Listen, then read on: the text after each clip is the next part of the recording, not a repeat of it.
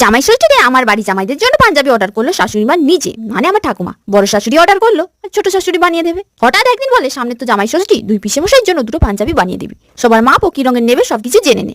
সত্যি বলতে জামাই ষষ্ঠী না সূর্যদেবের ষষ্ঠী বুঝতেই পারছিলাম না। পুরো দিন তো সূর্যদেবেরই প্রতাপ ছিল। আর যারা যারা ষষ্ঠীতে গিয়েছে তাদের যে কন্ডিশন কি হয়েছিল আমায় আর বলতে হবে না।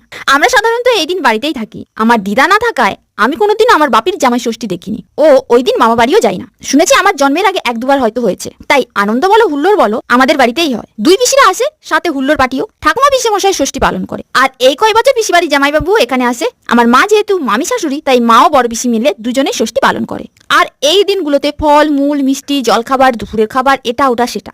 আমি যেহেতু খাবার খাওয়ার চোর, তাই এইসব বিষয় তো থাকেই না। ভাগ্যিস মেয়ে বা বৌমা ষষ্ঠী নেই। অন্তসা বলেছে প্লিজ দিদি মিনি ব্লগ দাও। অবশ্যই, কিন্তু এখানে তো আমি মিনি ব্লগগুলো পোস্ট করি না, কিন্তু ফেসবুক পেজে পোস্ট করি, তাই ওখানে গিয়ে দেখে নাও, দেখতে পাবে। দেখা হচ্ছে কালকে।